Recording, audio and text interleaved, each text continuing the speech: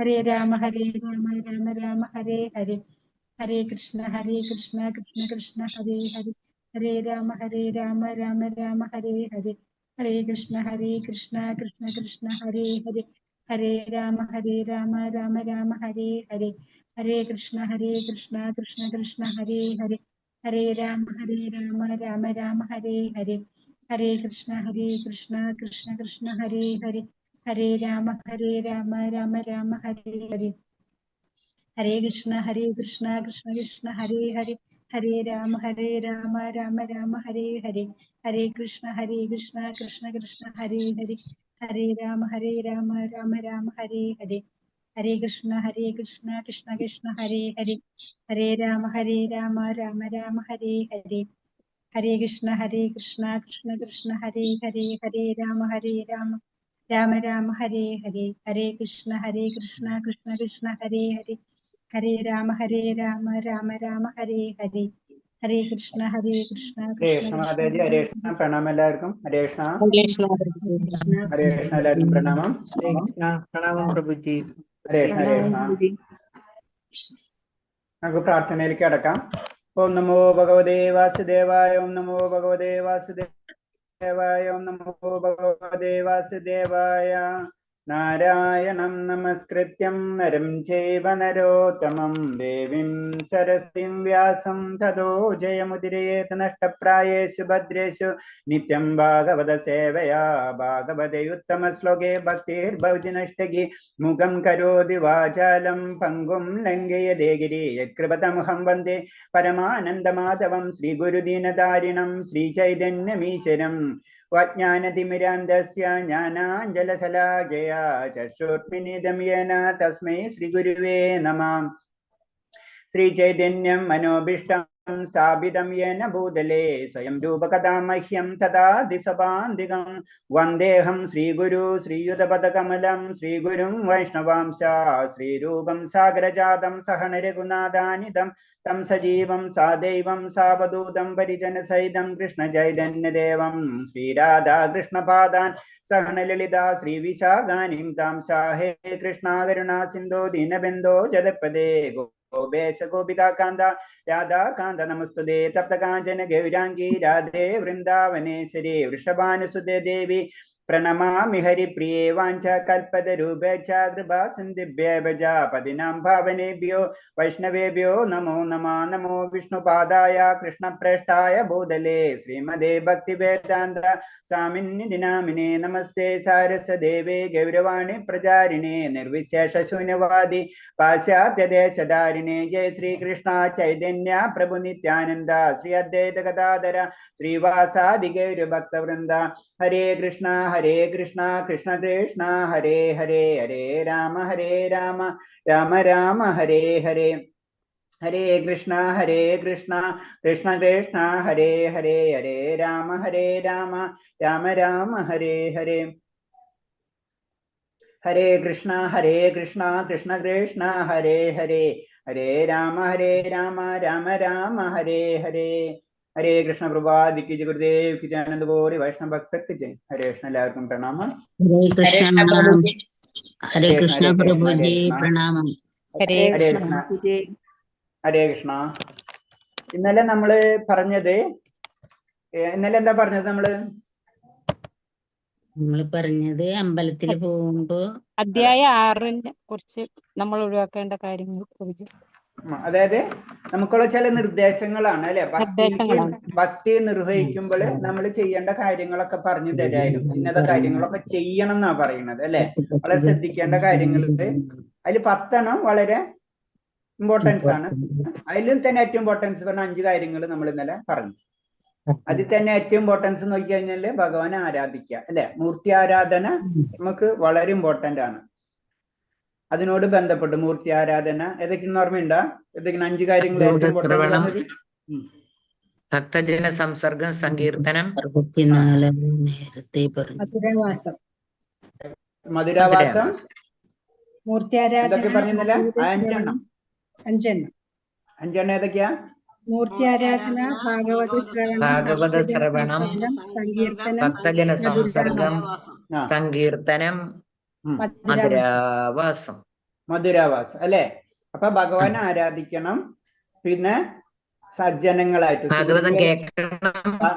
അതന്നെ. അപ്പൊ നമ്മളെ ഒരു ചടങ്ങ് നമ്മൾ ചിന്തിക്കുന്നതൊന്ന് നമ്മളെ സിസ്റ്റം ഒന്ന് ആലോചിച്ചാൽ മതി. ഭഗവാനെ പ്രാർത്ഥിക്കണ്, നമ്മൾ എന്താണ് ഭഗവാനെ അതന്നെ ഭഗവാനെ ആരാധിക്കണ്, പിന്നെ ഭഗവാന്റെ കാര്യങ്ങൾ കീർത്തിക്കണ്, പിന്നെ ഭഗവാനെ ഗ്രന്ഥങ്ങള് നമ്മള് വായിക്കണ്. അത് കഴിഞ്ഞിട്ട് അങ്ങനത്തെ വ്യക്തികളായിട്ട് നമുക്ക് കൂടുതൽ അലരാൻ ശ്രമിക്കണ്. പിന്നെ നമ്മൾ ക്ഷേത്രത്തിൽ പോകണം. ഇപ്പൊ നമുക്കറിയാം നമ്മളിതൊക്കെ ഇൻഡയറക്റ്റ് ആയിട്ട് ചെയ്യണതാണ്. ഇതാണ് ബേസിക് ആയിട്ടുള്ളത്. ഇത് കുറച്ചും കൂടെ സ്ട്രിക്റ്റ് ആയിട്ട് ചെയ്തു പോവാം. പിന്നെയാണ് നമ്മൾ ഒരു ഗുരുവിനെ അന്വേഷിക്കുന്നത്. അതിന് 5-ാമത്തെ അത്തിന് ഗുരുവിനെ അന്വേഷിച്ച് ഇതൊക്കെ കറക്റ്റായിട്ട് ചെയ്ത് പോയി പിന്നെ നമ്മൾ ഗുരുവിനയിലേക്ക് അടുക്കാണ്. അങ്ങനെ ഗുരുവിനയിലേക്ക് അടുത്ത് കഴിഞ്ഞു കഴിഞ്ഞാൽ ഈ ചെയ്യുന്ന കാര്യം തന്നെ പെർഫെക്റ്റ് ആയിട്ട് ചെയ്യാൻ ശ്രമിക്കണം നമ്മൾ. അന്വേഷണം മനസ്സിലാവണില്ലേ? നമ്മൾ ഈ 5 കാര്യങ്ങള് കറക്റ്റ് ആയിട്ട് നമ്മൾ ചെയ്തു പോയിക്കൊണ്ടിരിക്കുകയാണ്. അതായത് ഭഗവാന്റെ ആരാധനയും, അതുപോലെ തന്നെ ഭഗവാനെ കീർത്തിക്കുന്നതും, ഭാഗവതം ശ്രവിക്കുന്നതും, സജ്ജന സംസർഗവും, പിന്നെ അതേപോലെ തന്നെ മധുരവാസം, ക്ഷേത്ര ദർശനങ്ങൾ. ഇത് സ്ഥിരമായിട്ട് നമ്മൾ ചെയ്തുകൊണ്ടിരിക്കുന്ന സമയത്ത് നമുക്ക് പിന്നെ ഗുരുവിനെ അന്വേഷിക്കണം. നമ്മള് കേൾക്കുന്നുണ്ടോ? കേൾക്കാം.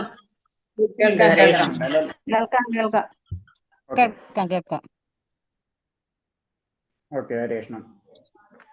അല്ലെങ്കിൽ ഞാൻ ലാപ്ടോപ്പും കൊണ്ട് അങ്ങോട്ടും ഇങ്ങോട്ടും നടക്കേണ്ടി വരും. അത് ഞാൻ ചോദിച്ചത്. ഹരേഷ്ണ സിഗ്നല് ഒരു ബുദ്ധിമുട്ടുണ്ടാവും. ഹരേ കൃഷ്ണ പ്രഭുജി. ഓക്കെ, ഹരേ. കൂടുതലുണ്ടെങ്കിൽ പറയാ, ഞാൻ അങ്ങോട്ട് വേറെ മാറിയിരിക്കും. പറയൂ ഹരേഷ്ണ. അപ്പൊ ഈ 5 കാര്യങ്ങൾ എപ്പോഴും ഏറ്റവും ഇമ്പോർട്ടന്റ് ആയിട്ട് 5 കാര്യങ്ങൾ അത് നമ്മളെ മെമ്മറിയിൽ ഉണ്ടാവണം. ഒന്നാമത്തത് പറഞ്ഞ മൂർത്തി ആരാധന. പിന്നത്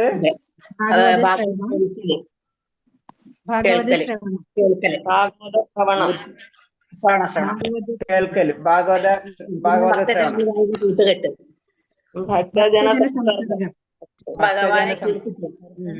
ഭക്തജന സംസർഗം, സങ്കീർത്തനം,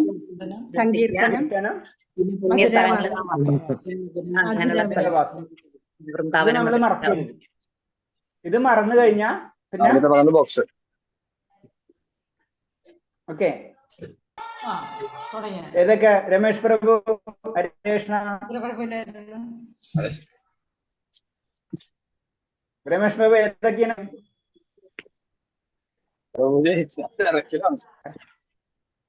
തിരക്കിലാണോ? നടക്കട്ടെ, കുഴപ്പമില്ല, പ്രശ്നമില്ല. അപ്പൊ ഒന്നുകൂടെ ഞാൻ പറയാം.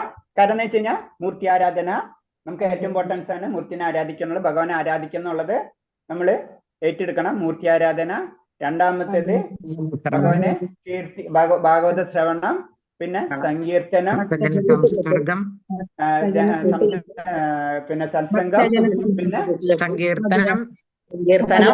സങ്കീർത്തനം, മധുരാവാസം, അതുപോലെ തന്നെ സജ്ജന സംസർഗം അല്ലെങ്കിൽ ഭക്തസംഘം. ഇതൊക്കെ ഈ 5 കാര്യങ്ങള് ഏറ്റവും ഇമ്പോർട്ടൻസ് ആണ്.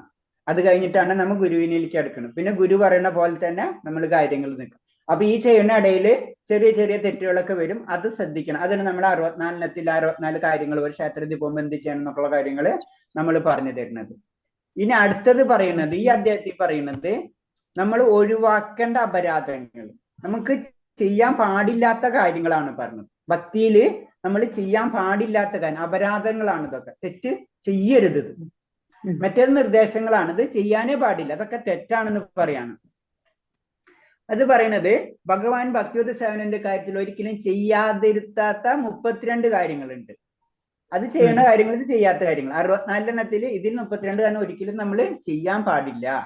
അതിൽ പറഞ്ഞ കാറിലോ പല്ലക്കിലോ പാദരക്ഷ ധരിച്ച് ക്ഷേത്രത്തിൽ കടക്കരുത്. ഇപ്പൊ നമ്മൾ ഗുരുവായൂർ ചില വലിയ VIP-കളൊക്കെ ഗുരുവായൂർ ക്ഷേത്രത്തിൽ കടന്നിരുന്നു, അവിടേക്ക് കയറുന്നു പറഞ്ഞിട്ട് വലിയ ഇഷ്യൂസ് കേൾക്കാവുന്നതാണ് അല്ലെ. അവര് നേരിട്ട് കാറിൽ വന്നു എന്നൊക്കെ പറഞ്ഞിട്ടുള്ള. അപ്പൊ തെറ്റാണ്. അതായത് കാറിലോ പല്ലക്കിലോ പാദരക്ഷയോ ധരിച്ച് ക്ഷേത്രത്തിൽ കടക്കരുത്. ക്ഷേത്ര കോമ്പൗണ്ടിൽ തന്നെ ഇത് കടത്തരുത്. പിന്നെ ജന്മാഷ്ടമി, രഥയാത്ര തുടങ്ങിയ ഭഗവാന് പ്രിയങ്കരമായ ഉത്സവങ്ങളൊന്നും ഒഴിവാക്കരുത്. എല്ലാ ഉത്സവങ്ങളും, ഭഗവാനോട് ബന്ധപ്പെട്ടിട്ടുള്ള എല്ലാ ഉത്സവങ്ങളും നമ്മൾ പങ്കുകൊള്ളണതില്. അതാണ് അടുത്തത്. പിന്നെന്താണ്? വിഗ്രഹത്തിന് മുന്നിൽ നമസ്കരിക്കുക എന്നതിന് മുടക്കം വരുത്തരുത്. ഭഗവാന്റെ അടുത്ത് പോയി കഴിഞ്ഞാൽ ഭഗവാനെ നമസ്കരിക്കണം. നമുക്കൊന്നും പറ്റില്ലെങ്കിൽ സാധാരണ നമ്മൾ ചെയ്യണ പോലെ ചെയ്യാം. അല്ലെങ്കിൽ ഏറ്റവും ബെറ്റർ സാഷ്ടാംഗം വീഴാം. അത് പ്രഭുക്കന്മാർക്ക് സാഷ്ടാംഗം എല്ലാ അംഗങ്ങളും, മറ്റു സ്ത്രീകൾക്കാണെങ്കിൽ മാതാജിമാർക്കാണെങ്കിൽ പഞ്ചാംഗം അല്ലെ, 5 നമ്മള് തൊട്ട് സാധാരണ നമുക്ക് അറിയാതൊക്കെ. അപ്പൊ അങ്ങനെ രീതിയിൽ നമ്മൾ നമസ്കരിക്കേണ്ടത്. ഭക്ഷണം കഴിഞ്ഞ് കൈയും കാലും കഴുകാതെ ഭഗവാനെ പൂജിക്കാൻ ക്ഷേത്രത്തിൽ പ്രവേശിക്കരുത്. ഭഗവാന് ക്ഷേത്രത്തില് പൂജ സമയത്ത് ഇപ്പൊ നമ്മളെ ഇത് പറയുന്നത് വെച്ചാൽ നമ്മളെ വീട്ടിൽ നമ്മൾ എന്ത് ചെയ്യും? സാധാരണ രീതിയിൽ പൂജാ റൂമൊക്കെ ഉണ്ടാവും അല്ലെ. അപ്പൊ അങ്ങനെ വരുന്ന കാര്യങ്ങളാണ് നമ്മളെ പറ്റി പറയുമ്പോൾ നമ്മൾ ശ്രദ്ധിക്കേണ്ടത്. അതാണ് കൈയും കാലും കഴുകാതെ. അങ്ങനത്തെ ഒന്നും പൂജാ റൂം തന്നെയാണ് നമ്മൾ കണക്കൂട്ടുക. അവിടെ ഭഗവാന്റെ വാസസ്ഥലമാണ്. അപ്പൊ അതേപോലെ ആയിരിക്കണം നമ്മൾ കൈകാര്യം ചെയ്യേണ്ടത്. അപ്പൊ കൈയും കാലും കഴുകാതിരിക്കുക, അങ്ങനൊന്നും നമ്മൾ ചെയ്യരുത്. അശൗചമുള്ളപ്പോൾ ക്ഷേത്രത്തിൽ കടക്കരുത്. വേദശാസ്ത്രം അനുസരിച്ച് കുടുംബത്തിൽ ഒരാൾ മരിച്ചാൽ ആ കുടുംബം മുഴുവൻ കുടുംബസ്ഥിതി അനുസരിച്ച് ഒരു നിശ്ചയ കാലം വരെ അശുദ്ധമായിരിക്കും. നമ്മളെ വൈദ്യശാസ്ത്രം അനുസരിച്ച് ഒരു കുടുംബത്തിൽ ഒരാൾ മരിച്ചു കഴിഞ്ഞാൽ നമുക്കറിയാം പുല ചടങ്ങുണ്ട് അല്ലെ. അപ്പൊ അതെന്ന് പറഞ്ഞാൽ അതേവരെ നമ്മൾ ക്ഷേത്രത്തിൽ കടക്കരുത്. അത് കാലത്തിനും ദേശത്തിനൊക്കെ അനുസരിച്ച് വ്യത്യാസപ്പെടുത്തിക്കൊണ്ടിരിക്കും. അത് നമ്മൾ അത്ര 20 അങ്ങനെയല്ല, ഒരു സ്ഥലം ഒരു കാലമൊക്കെ ആയിട്ട് വ്യത്യാസം ഉണ്ടാവും. അപ്പൊ ജനറൽ ആയിട്ടാണ് ഇത് പറയുന്നത്. അപ്പൊ അത് അത്ര ഇമ്പോർട്ടൻസ് അല്ല. നമ്മുടെ നാട്ടിൽ എങ്ങനെ നടക്കുന്നത്, നമ്മുടെ സിസ്റ്റം എങ്ങനെയാണ് നടക്കുന്നത്, നമ്മുടെ ജീവിതം അതനുസരിച്ച് ചെയ്യാതെ. ഇപ്പൊ ഉദാഹരണമായി ബ്രാഹ്മണ കുടത്തിന് അശുദ്ധ കാലയളവ് 12 ദിവസങ്ങളും ക്ഷത്രിയർക്ക് അവൈശ്യർക്കും 15 ദിവസങ്ങളും ശൂദ്രർക്ക് 30 ദിവസങ്ങളാവും. ഇപ്പൊ അതിൽ ഇങ്ങോട്ടൊക്കെ ചെറിയ വ്യത്യാസം ഉണ്ടാവും. പക്ഷെ ഇതൊരു സത്യമാണ്. നമ്മൾ എന്താണ് പോലെയുള്ളപ്പോ ക്ഷേത്രത്തിൽ പോകരുത്. ഒരു കൈകൊണ്ട് നമസ്കരിക്കരുത്. അപ്പൊ അത് ചെയ്യാം. കൈകൊണ്ട് 2 കൈ കൊണ്ട് തന്നെ നമസ്കരിക്കണം ഭഗവാനെ. ശ്രീകൃഷ്ണന്റെ മുന്നിൽ പ്രദക്ഷിണം വെക്കാൻ പാടില്ല. ക്ഷേത്രത്തിന്റെ വലതുവശത്തോടുകൂടി ക്ഷേത്ര ചുറ്റി ആദരവും നടക്കുന്നത് പ്രദക്ഷിണം. 4 അമ്പലത്തെ ചുറ്റിയാണ് പ്രദക്ഷിണം വെക്കേണ്ടത്. കുറഞ്ഞത് പ്രദക്ഷിണം. ഇത് ശ്രീകൃഷ്ണൻ മുന്നിൽ പ്രദക്ഷിണം വെക്കാൻ, അത് ഞാനൊന്നും നോക്കിയിട്ട് പറയാം. എനിക്ക് പെട്ടെന്ന് ഓർമ്മ വരുന്നില്ല. പോയിന്റ് ഞാൻ ശ്രദ്ധിച്ചിട്ട് നാളെ ഞാൻ ഇതിന്റെ ഡീറ്റെയിൽ ആയിട്ട് പറഞ്ഞുതരാം കേട്ടാ. ഞാനത് നോട്ട് ചെയ്യാൻ വിട്ടുപോയി. ഓക്കെ. അപ്പൊ 7ാമത്തെ പോയിന്റ് ഞാൻ റിപ്പീറ്റ് ചെയ്യാം. വിഗ്രഹത്തിന് മുന്നിൽ കാല് വെക്കരുത്. അതായത് നമ്മള് സാധാരണ ഇരുന്നിട്ടൊക്കെ കാല് നീട്ടി വെക്കില്ലേ ക്ഷേത്രത്തിന്റെ ഭഗവാന്റെ മുന്നിലേക്ക്, അതെന്ന് പറഞ്ഞാൽ കാല് വെക്കരുത്. ഒരു കൈ കൊണ്ട് കാലിന്റെ ഞെരയാണിയിലോ കൈമുട്ടിലോ കാൽമുട്ടിലോ പിടിച്ചുകൊണ്ട് വിഗ്രഹത്തിന് മുന്നിൽ ഇരിക്കരുത്. ഇരിക്കുന്ന സമയത്തും നമ്മൾ നല്ല രീതിയിൽ തന്നെ നമുക്കറിയാം, സാധാരണ ആ രീതിയിൽ തന്നെ ഇരിക്കുക. അല്ലാണ്ട് ചെരിഞ്ഞിരിക്കുക അങ്ങനെ ഒന്നും ഇരിക്കരുതെന്ന് പറഞ്ഞത്. കാൽമുട്ടിലൊക്കെ കൈ പിടിച്ചിട്ടൊക്കെ അങ്ങനെയുള്ള രീതിയിലൊന്നും ഇരിക്കരുത്. ഏറ്റവും രീതിയിൽ പത്മാസനത്തിൽ ഒന്നും ഇരിക്കാൻ നമുക്ക് പറ്റില്ല. അപ്പൊ അതിരിക്കല്ല, സാധാരണ രീതിയിലെങ്കിലും നമുക്ക് ഇരിക്കാം. കൃഷ്ണന്റെ വിഗ്രഹത്തിന് മുന്നിൽ കിടക്കരുത്. അവിടെ ചെന്ന് കുറച്ചു നേരം ഇരിക്കുമ്പോൾ പിന്നെ കുറച്ചു നേരം കിടക്കാൻ തോന്നും. അങ്ങനെയൊന്നും നമ്മൾ ചെയ്യരുത്. വിഗ്രഹത്തിന് മുന്നിൽ വെച്ച് പ്രസാദം സ്വീകരിക്കരുത്. അതായത് എന്ന് വെച്ച് കഴിഞ്ഞാല് ഭഗവാന്റെ മുന്നിൽ തൊട്ട് മുന്നിൽ നിന്ന് പ്രസാദം കഴിക്കരുതെന്ന്. വിഗ്രഹത്തിന് മുന്നിൽ നിന്നുകൊണ്ട് കള്ളം പറയരുത്. തൊട്ട് മുന്നിൽ ഭഗവാന്റെ മുന്നിൽ വെച്ചിട്ട് കള്ളം ഒരിക്കലും നമ്മൾ പറയാൻ പാടില്ല. വിഗ്രഹത്തിന് മുന്നിൽ വെച്ച് ഉച്ചത്തിൽ സംസാരിക്കരുത്. വളരെ ഉച്ചത്തില് നമ്മൾ സംസാരിക്കരുത്. വിഗ്രഹത്തിന് മുന്നിൽ വെച്ച് മറ്റുള്ളവരുമായി വർത്തമാനം പറയരുത്. ക്ഷേത്രത്തിന്റെ അല്ലെങ്കിൽ ഭഗവാന്റെ മുന്നിൽ വെച്ച് അങ്ങോട്ടും ഇങ്ങോട്ടും സംസാരിക്കരുത്. വിഗ്രഹത്തിന് മുന്നിൽ വെച്ച് കൂക്കി വിളിക്കുകയോ നിലവിളിക്കുകയോ ചെയ്യരുത്. അവിടെ കിടന്ന് വെള്ളം ഉണ്ടാക്കരുത്. ക്ഷേത്രത്തില് വിഗ്രഹത്തിന് മുന്നിൽ വെച്ച് ലഹള കൂടുകയും അടിപിടി ഉണ്ടാകുകയും ചെയ്യരുത്. അടിപിടി ലഹള ഇതൊന്നും ക്ഷേത്രത്തിനുള്ളിൽ ചെയ്യാൻ പാടില്ല. വിഗ്രഹത്തിന് മുന്നിൽ വെച്ച് ശാസിക്കുകയോ ശിക്ഷിക്കുകയോ അരുത്. ഒരാളെ ശാസിക്കുകയോ ശിക്ഷിക്കുകയോ ഒന്നും നമ്മൾ വിഗ്രഹത്തിന് മുന്നിൽ വെച്ച് ചെയ്യാൻ പാടില്ല. വിഗ്രഹത്തിന് മുന്നിൽ വെച്ച് ഭിക്ഷ നൽകരുത്. ഭിക്ഷ ഒരിക്കലും വിഗ്രഹത്തിന് മുന്നിൽ വെച്ച് കൊടുക്കരുത്. വിഗ്രഹത്തിന് മുന്നിൽ വെച്ച് പരുഷമായിട്ട് സംസാരിക്കുക. ദേഷ്യത്തോടൊന്നും വിഗ്രഹത്തിന് മുന്നിൽ വെച്ച് നമ്മൾ സംസാരിക്കാൻ പാടില്ല. കമ്പിളി പുതുപ്പ് ധരിച്ച് വിഗ്രഹത്തിന് മുന്നിൽ ചെല്ലരുത്. അത് ഉദ്ദേശിക്കുന്ന പ്രത്യേകിച്ച് നോർത്ത് ഇന്ത്യൻസ് ഒക്കെയാണ്. കാരണം തണുപ്പുള്ള സ്ഥലം അങ്ങനെയൊക്കെ ധരിച്ച് ഭഗവാന്റെ മുന്നിൽ ചെല്ലരുത്. വിഗ്രഹത്തിന്റെ മുന്നിൽ സാന്നിധ്യത്തിൽ അന്യരെ സ്തുതിക്കുകയോ പ്രകീർത്തിക്കുകയും ചെയ്യരുത്. ഭഗവാനെ സ്തുതിക്കാനാണ് പോവാൻ, മറ്റുള്ളവരെ സ്തുതിക്കാൻ പോകരുത്. അതായത് വിഗ്രഹത്തിന്റെ മുന്നിൽ വെച്ചിട്ട് മറ്റുള്ളവരെ പുകഴ്ത്തരുത്. വിഗ്രഹത്തിന് മുന്നിൽ വെച്ച് അസഭ്യ ഭാഷണം ചെയ്യരുത്. വഴക്ക് പറയാ തെറ്റൊക്കെ അങ്ങനെയൊന്നും ചെയ്യാൻ പാടില്ല. വിഗ്രഹത്തിന് മുന്നിൽ വെച്ച് അധോമുഖമായി ബഹിർഭവിക്കരുത്. പിന്നെ അവരവരുടെ കഴിവിനനുസരിച്ച് ഭഗവാന് എന്തെങ്കിലും സമർപ്പിക്കാനുള്ള കാര്യം മറക്കരുത്. നമ്മളെ കൊണ്ട് ചെയ്യാവുന്ന എന്തെങ്കിലും ഭഗവാന് നമ്മൾ സമർപ്പിച്ചിരിക്കണം. ക്ഷേത്ര ദർശനം ഏത് കാര്യത്തിലാണെങ്കിലും അതൊക്കെ നമുക്ക് അറിയാവുന്നതാണ്, ഡിപ്പിലേക്കൊന്നും പോണില്ല. ഇലയോ പൂവോ കായോ ജലമോ എന്തും ഭഗവാന് സമർപ്പിക്കാമെന്നും അതിൽ നിന്ന് തൃപ്തനാണെന്ന് ഭഗവതിയിൽ പറയുന്നു. അറിയില്ല, പത്രം പുഷ്പം ഫലം തോയം യോമി ഭക്തി പ്രയച്ചിത് ഭഗവാൻ പറഞ്ഞിട്ടുള്ളതാണ്. അപ്പൊ അതിന്റെ അകത്ത് ഭഗവാനെ സമർപ്പിക്കാനാണ് പറയുന്നത്, അല്ലാണ്ട് എനിക്കൊന്നും വേണ്ടെന്നല്ല പറയുന്നത്, ഭഗവാൻ ചെയ്യാനാണ് പറയുന്നത്. ഈ പദ്ധതി സാർവത്രികമായി അംഗീകരിക്കപ്പെട്ടിട്ടുണ്ട്. ഏറ്റവും ദരിദ്രനെ പോലും ഇത് ബാധകമാണ്. അപ്പൊ ഏറ്റവും ഒരു പൂവ് തരാൻ കഴിയാത്ത ഒരു മനുഷ്യനുണ്ടാവില്ല. പറമ്പിലുള്ള ഒരു തൊടിയിലുള്ള ഒരു പുഷ്പം എടുത്ത് ഭഗവാന് കൊടുക്കാൻ കഴിയാത്ത ഒരു ദരിദ്രനുണ്ട്. അപ്പൊ ദരിദ്രനും അത് ബാധകമാണ്. എന്റെ കയ്യിൽ ഒന്നില്ല, എല്ലാവർക്കും ഉണ്ട്. വെറും കൈയോടെ ഭഗവാനെ ആരാധിക്കാൻ പോകരുത്. അതേസമയം സമ്പന്നന്മാർ അവരുടെ കഴിവിനൊത്ത് വേണം ഭഗവാൻ എന്തെങ്കിലും സമർപ്പിക്കാൻ. എന്റെക്ക് 10 ഉണ്ടെങ്കിൽ അതിനനുസരിച്ച്, എന്റെക്ക് 100 ഉണ്ടെങ്കിൽ അതിനനുസരിച്ച് നമുക്ക് ചെയ്യാൻ പറ്റാവുന്ന കാര്യം ഭഗവാന് നമ്മൾ ചെയ്യണം. വിലപിടിപ്പുള്ള ആടയാഭരണങ്ങൾ, പൂക്കൾ, നല്ല ഭക്ഷണ വസ്തുക്കൾ തുടങ്ങിയവ. അപ്പൊ എന്താണ്, അതായത് നമുക്ക് അതിനുള്ള കഴിവും കാര്യങ്ങളും ഉണ്ടെങ്കിൽ നമ്മൾ അതിനനുസരിച്ച് ഭഗവാന് സമർപ്പിക്കണം. ചിലർ അതിനെ ക്രിട്ടിസൈസ് ചെയ്യുന്നവരുണ്ടാവും.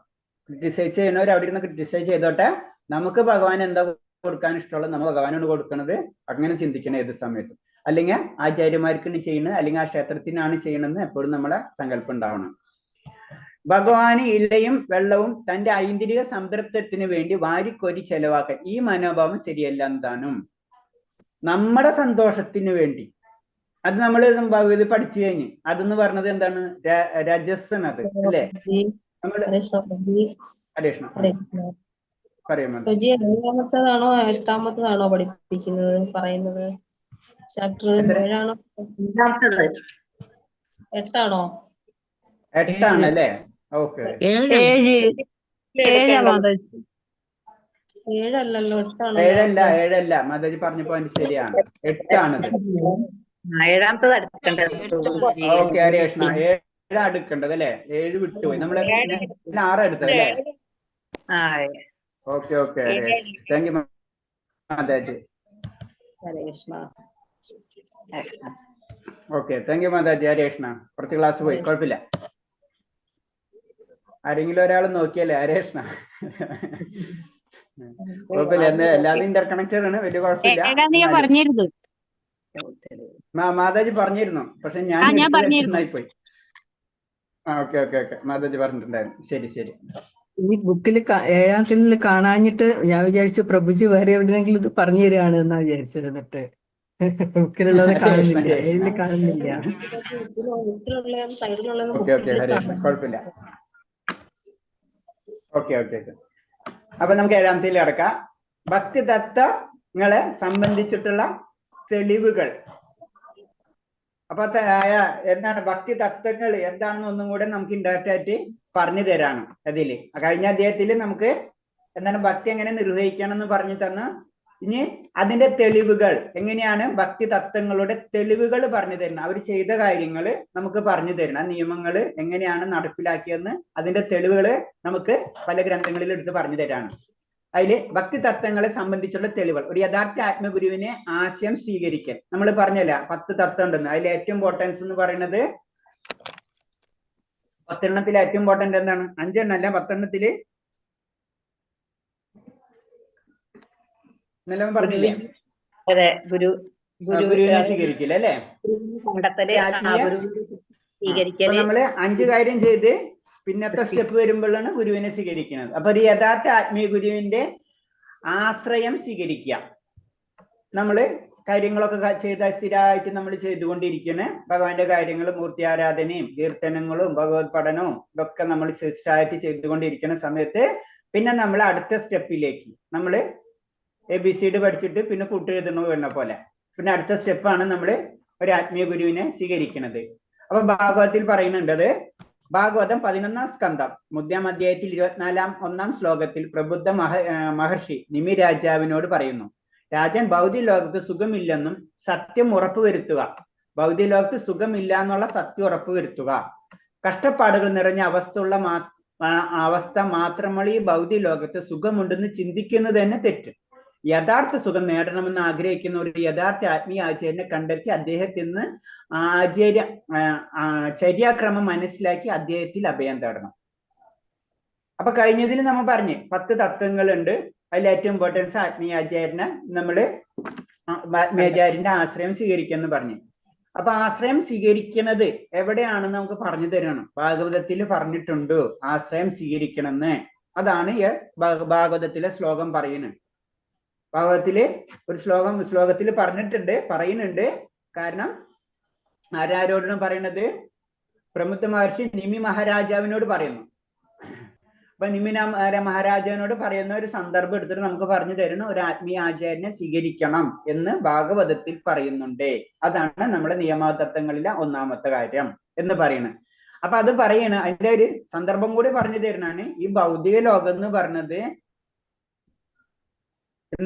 ഭൗതിക ലോക സുഖമില്ല എന്ന സത്യം ഉറപ്പുവരുത്തുക.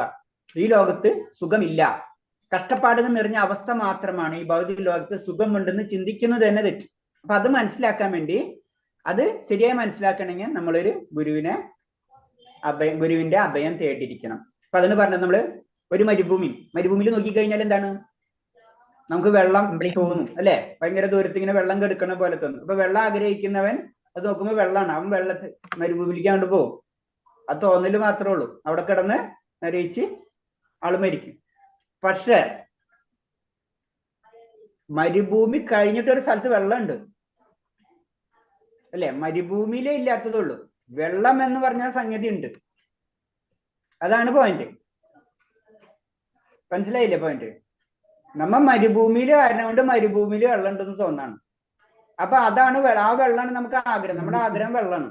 നമ്മ മരുഭൂമിയിലാണ് നിൽക്കുന്നത്. അപ്പൊ ചുറ്റും വെള്ളമാണ്. നമ്മ ആ മരുഭൂമിയിൽ തന്നെ ഇങ്ങനെ കറങ്ങി ലാസ്റ്റ് നമ്മുടെ ഇത് കഴിയും. പക്ഷെ എന്താണ്? മരുഭൂമിയിൽ അല്ലാത്തൊരു സ്ഥലത്ത് വെള്ളമുണ്ട്. അത് അറിയുന്ന വ്യക്തിയാണ് ആര്? ഗുരു. ആ ഗുരു നിർദ്ദേശിച്ച് നീ ഇപ്പൊ മരുഭൂമിയിലാണ് നിൽക്കുന്നത്, നീ ഇതിലെ വന്നിട്ട് അപ്പുറത്തൊരു കുളമുണ്ട് അല്ലെങ്കിൽ ഒരു തടാകമുണ്ട്, അവിടേക്ക് വാ, അവിടെ വെള്ളം കിട്ടും. അതാണ് സുഖം. അതാണ് ഇതിൽ പറയുന്നത്. ഹരേ കൃഷ്ണ. അപ്പൊ ഭൗതിക പരിഗണനകൾക്കെല്ലാം മാറ്റിവെച്ച് ഭഗവാനിൽ ആത്മാർപ്പണം നടത്തിയ മഹാത്മാക്കളാണ് യഥാർത്ഥ ഗുരുക്കന്മാരാണ്. ഇതെല്ലാം മാറ്റിവെച്ച് ഇതൊക്കെ ഇത് മിഥ്യാണെന്ന് മനസ്സിലാക്കി അതിന്റെ യഥാർത്ഥം മനസ്സിലാക്കിയവരാണ് ഗുരുക്കന്മാര്. ആത്മീയമായ പരമാനന്ദത്തിലേക്ക് സ്വയം തിരിച്ചുവിടുക എന്ന പരമോന്നത ലക്ഷ്യം പ്രാപിക്കാൻ ആഗ്രഹിക്കുന്നവരൊക്കെ ഇത്തരം ഒരു ഗുരുവിനെ കണ്ടെത്തണം. സുഖം ആഗ്രഹിക്കുന്നവർ, ആനന്ദം ആഗ്രഹിക്കുന്നവർ, ആനന്ദം എവിടെയാണ് അവിടെ അത് മനസ്സിലായ വ്യക്തിയുടെ അടുത്തേക്ക് പോകണം. ഇപ്പം പറഞ്ഞില്ലേ, നമ്മളല്ലെങ്കിൽ നമ്മൾ നോക്കുമ്പോ മരുഭൂമിയിൽ നമ്മൾ നോക്കുമ്പോ ചുറ്റും വെള്ളമാണ്.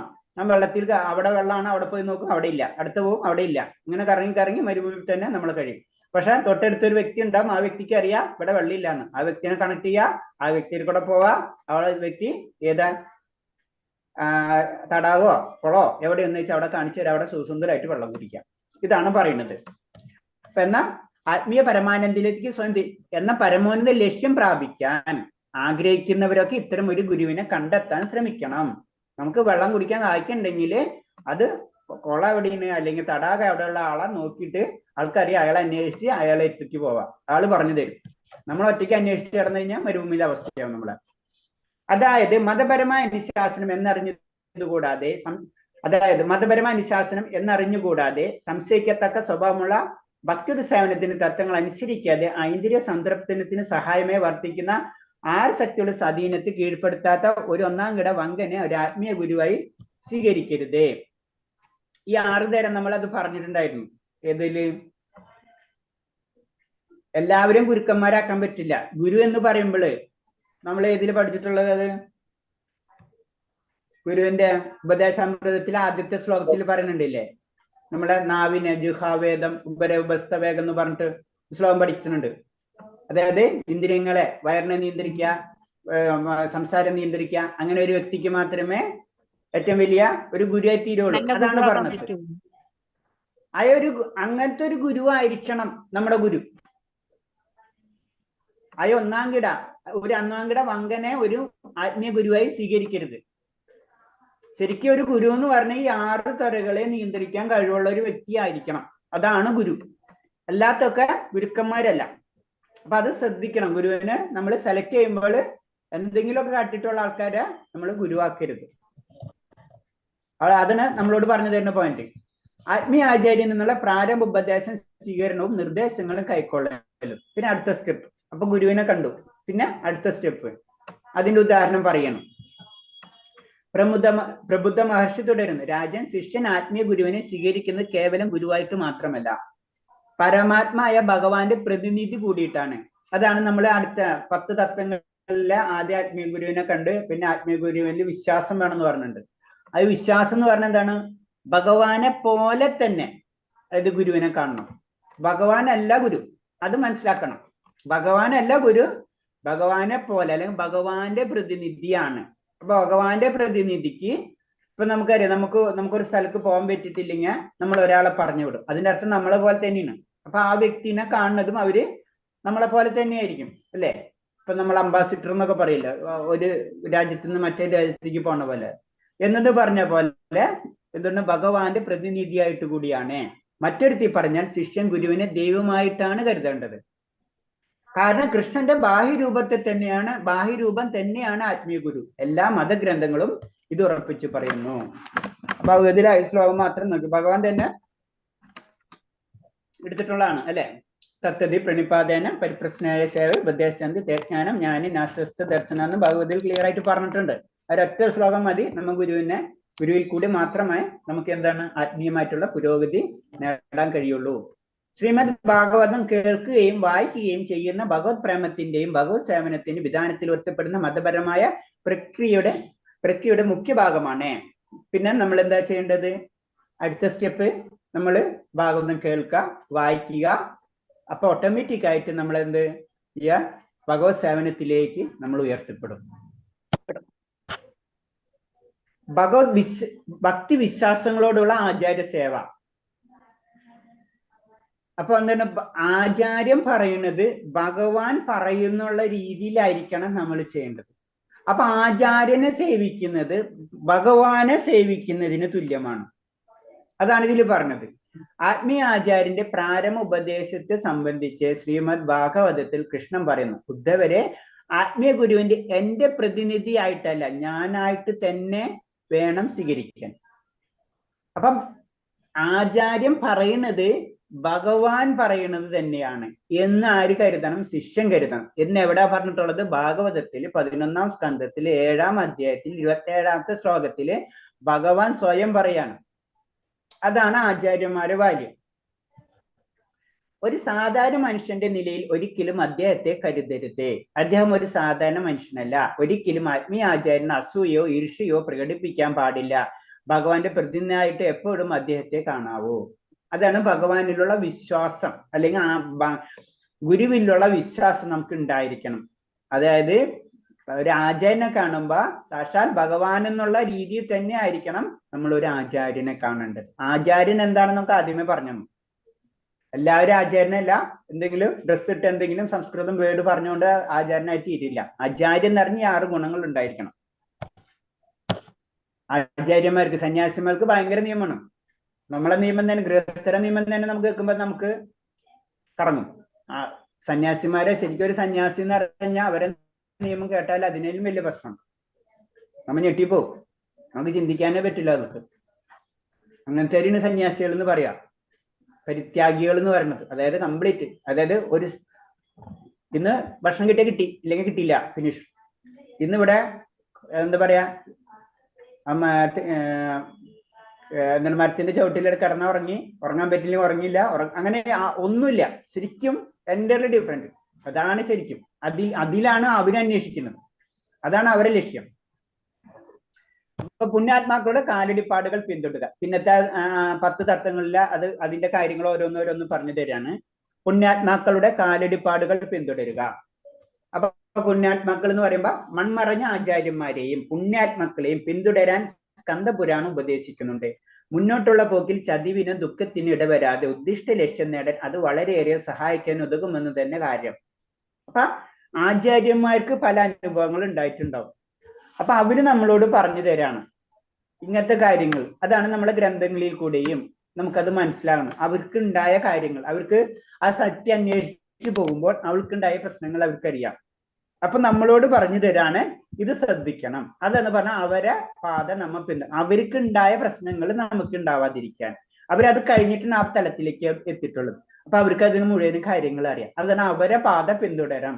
അപ്പൊ അവരൊരു പാതയിൽ കൂടെ പിന്തുടർന്ന് പോയപ്പോ അവർക്ക് ഒരു പ്രശ്നം വന്നപ്പോ അവർ വേറെ ഒരു പാതയിൽ കൂടെ പോയിട്ടുണ്ട്. പിന്നെ വീണ്ടും നമ്മ ആ പാതയിൽ കൂടെ കയറേണ്ട ആവശ്യമില്ല. അപ്പൊ എന്താ, അങ്ങനെ പോണവർക്ക് പോവാം. പോയി കഴിഞ്ഞാൽ നമ്മളെ സമയം വേസ്റ്റ്, നമുക്ക് അത് ചിലപ്പോൾ താഴ്ത്തിക്കൊക്കെ വിടാനുള്ള സാധ്യതയുണ്ട്. അതാണ് അവരെ കാലടിപ്പാടുകൾ തന്നെ നമ്മൾ പിന്തുടരുന്ന് പറയുന്നത്.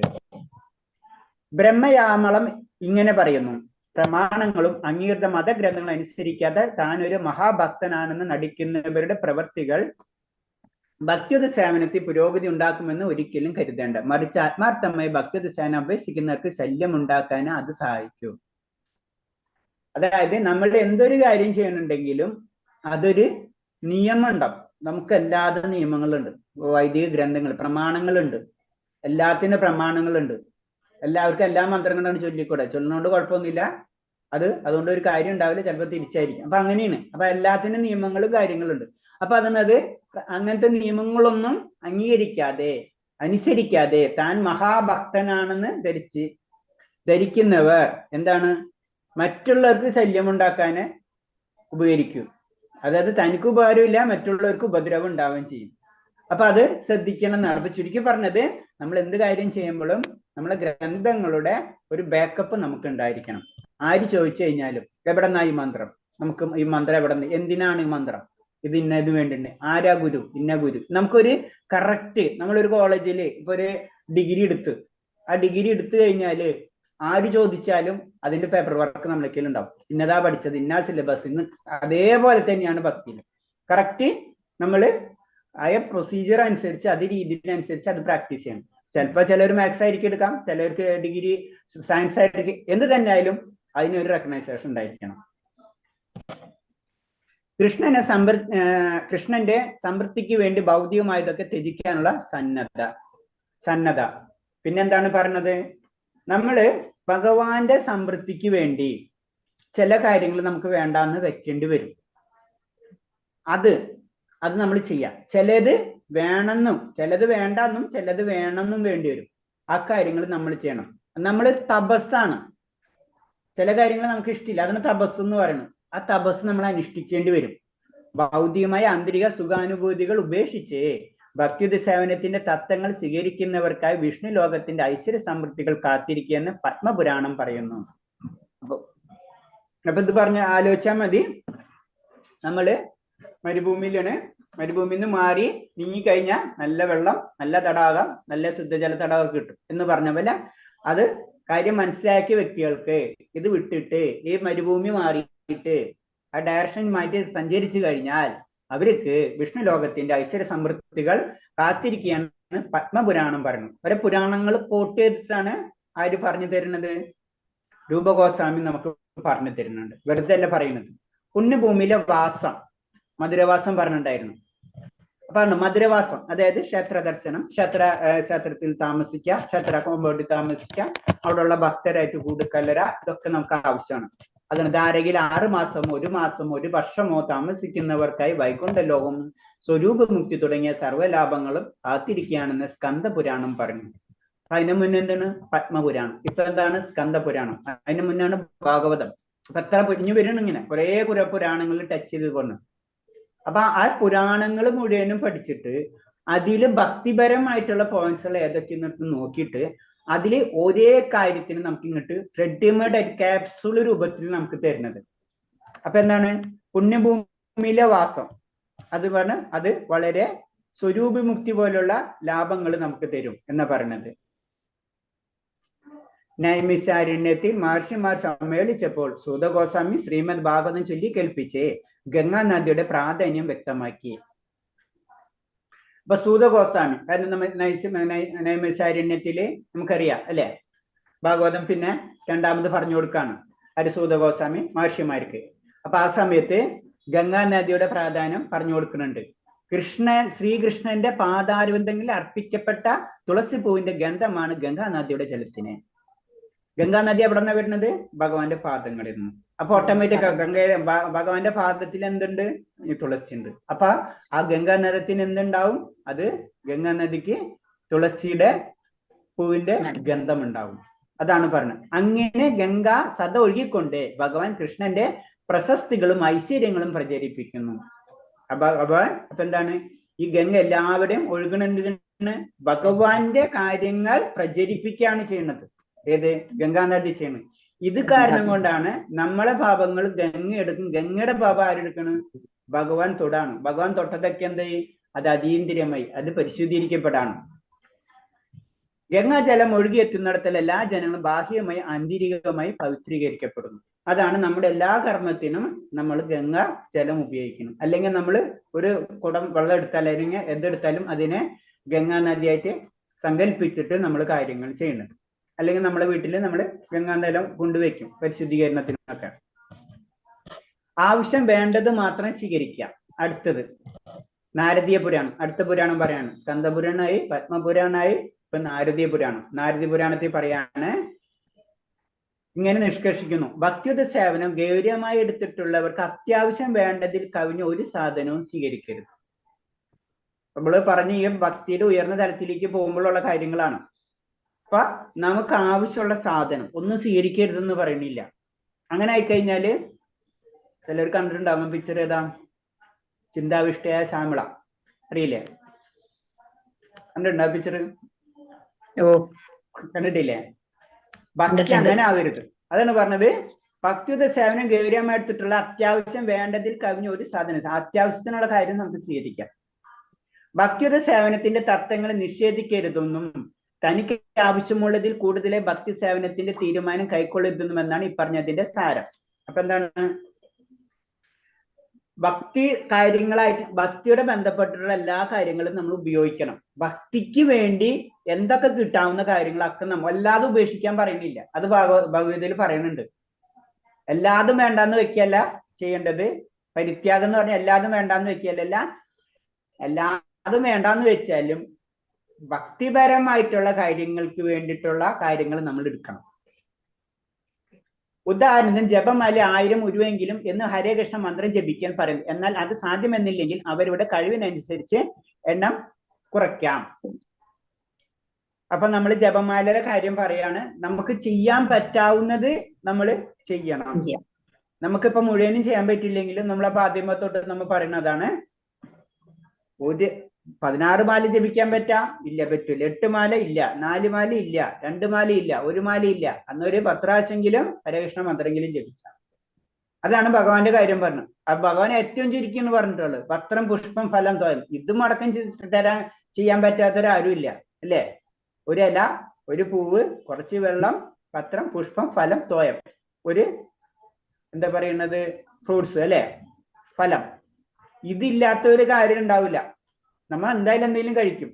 ഈ 4 നമ്മൾ കഴിക്കുന്നു. വെള്ളം കഴിക്കും, ജലം കഴിക്കും. ഇപ്പൊ നമ്മ കഴിക്കുന്നത് ഭഗവാന് കൊടുക്കാനാണ് പറഞ്ഞിട്ടുള്ളത്. ഭഗവാന് കൊടുക്കാനല്ല, ഭഗവാൻ ഇങ്ങോട്ട് തിരിച്ചു തരുന്നു. അത് പരിശുദ്ധീകരിച്ചിട്ട് അത് സ്നേഹത്തോടുകൂടി നമുക്ക് തിരിച്ചു തരാണ് ചെയ്യണത്. അപ്പൊ അതിൽ കൂടെ പറയണാണ് ചുരുങ്ങിയത് നമ്മൾ ഇങ്ങനത്തെ കാര്യങ്ങൾ ഭഗവാന് വേണ്ടി ചെയ്യുക. അപ്പൊ പ്രതിദിനം 16 മാല, ഒരു ജപമാല 108 മണികളാണുള്ളത്. ഉണ്ട്. അപ്പൊ ഇത് നമുക്ക് ക്ലാസ് മനസ്സിലാവണില്ലേ? നമ്മൾ ലാസ്റ്റാണ് 16 മാലയിലേക്ക് എത്തുന്നത്.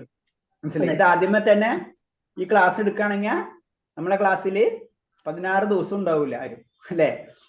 അപ്പൊ അതാണ് ആ സിലബസ് അങ്ങനെയാണ് ചെയ്തിട്ടുള്ളത്. അപ്പൊ ലാസ്റ്റ് വരുമ്പോഴേക്കും 16 മാല ജപിക്കുന്നു പറയുന്നത്. അതും എത്താത്തവരുണ്ടെങ്കിൽ അടുത്ത പോയിന്റും പറഞ്ഞു തരുന്നുണ്ട്. പ്രതിദിനം 16 മാല ഒരു ജപമാലയിൽ മണികളാണുള്ളത്. ഹരേ കൃഷ്ണ ജപിക്കാൻ ഞങ്ങൾ പൊതുവെ നിർദ്ദേശിക്കാറ്. അതായത് ഇവിടെ നിന്ന് പറയുന്നത്, അതായത് ഗൗഡിയ വൈഷ്ണവ സമ്പ്രദായം അനുസരിച്ച് 16 മാല ജപിക്കണം എന്നാ പറയുന്നത്. ഒരു ദിവസം അത് പൂർത്തിയാക്കാൻ കഴിഞ്ഞില്ലെങ്കിൽ പിറ്റേന്ന് ബാക്കി വരുന്നത് പൂർത്തിയാക്കുക. 16 എന്നത് ഒരിക്കൽ തീരുമാനമെടുത്ത് ആ നിഷ്ഠ പാലിച്ചപ്പെട്ടു. നമ്മൾ 8 മാലയാണെങ്കിൽ 8 മാല, 16 മാലയെങ്കിൽ 16, 4 മാലയെങ്കിൽ 4. കുറയ്ക്കാൻ പാടില്ല. അഥവാ കുറഞ്ഞിട്ടുണ്ടെങ്കിൽ അടുത്ത ദിവസം അത് പൂർത്തീകരിക്കാൻ നമുക്ക് ശ്രമിക്കാം. അങ്ങനെ ചെയ്യേണ്ടത്.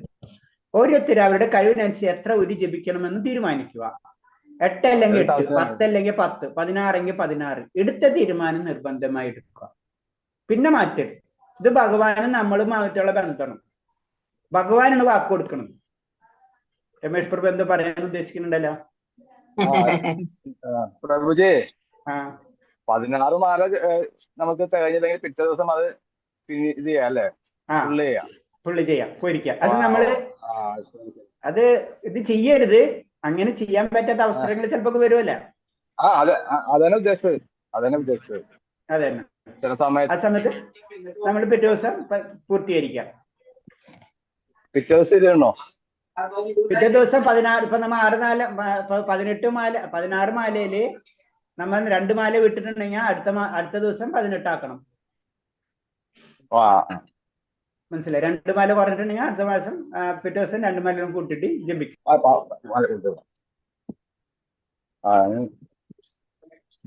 ഹരേ കൃഷ്ണ പ്രഭുജി, മനസ്സിലായി.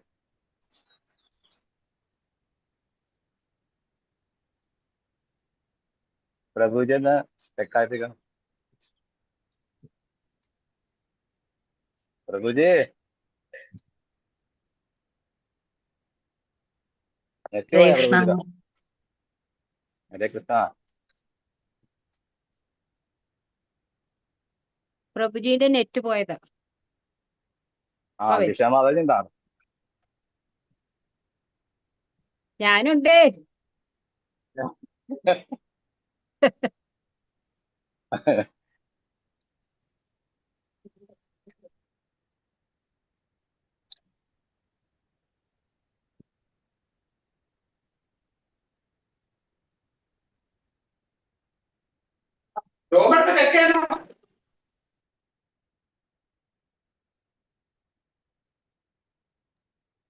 എന്താ കേട്ടെ?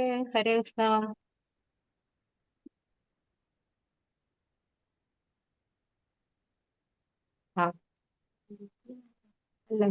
ഒന്നും കേൾക്കണില്ലല്ലോ. പ്രഭുജി പോയത് മാതാജി. ഇപ്പൊ നെറ്റിന്റെ പ്രശ്നം അത്. അയ്യോ, പ്രഭുജി എന്താ അത്യാവശ്യമായിട്ട് കാര്യങ്ങൾ.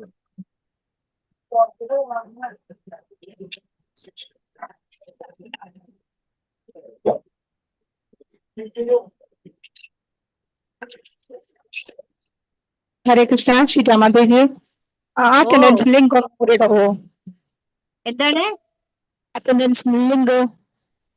ഞാൻ ഇട്ടിട്ടുണ്ട് മാതാജി, ഒന്നും കൂടി ഇടാം. ഞാൻ വൈകിയ കയറിയത്.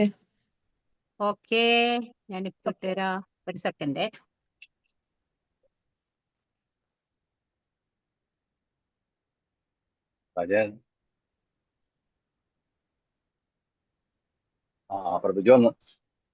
പ്രഭുജി വന്നപ്പോ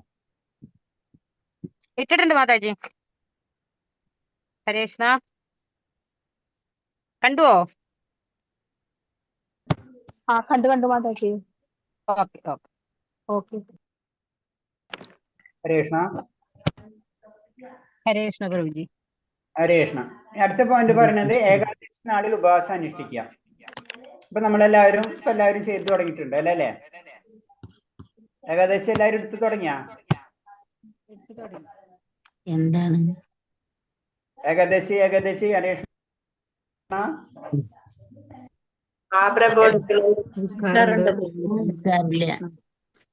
ഞാൻ എടുക്കാറില്ല പ്രഭുജി, ഞാൻ എടുക്കാറില്ല. ഓക്കെ, മാതാജിക്ക് ഫുള്ള് ഇതാ.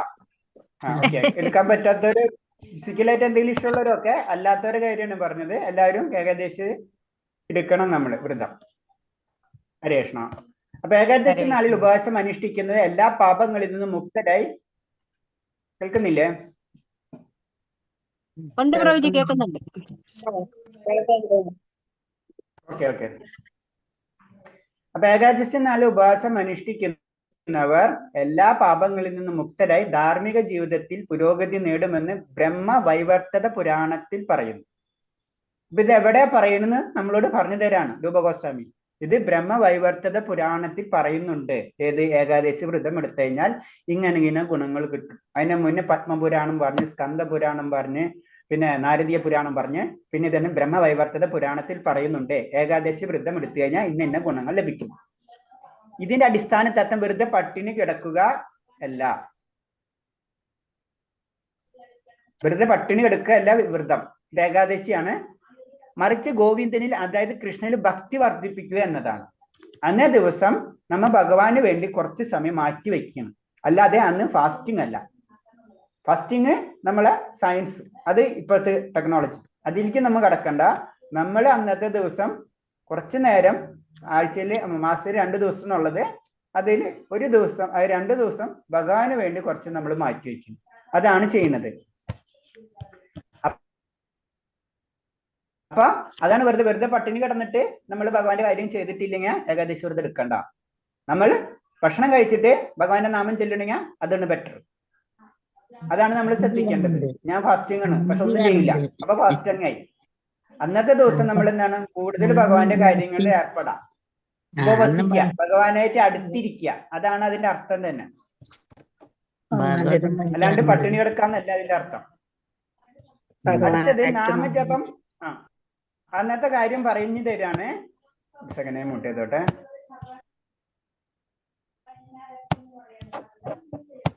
നാമജപം പോലുള്ള കർമ്മങ്ങളിലൂടെ പരമാവധി സമയം ഭഗവത് സേവനത്തിനെ ഉപയോഗിക്കുകയും ചെയ്യാൻ വേണ്ടിയാണ്. നമ്മൾ അന്ന് ഭഗവത്ഗീത പാരായണം വെക്കുന്നതിന്റെ ഉദ്ദേശം തന്നെ അതാണ്.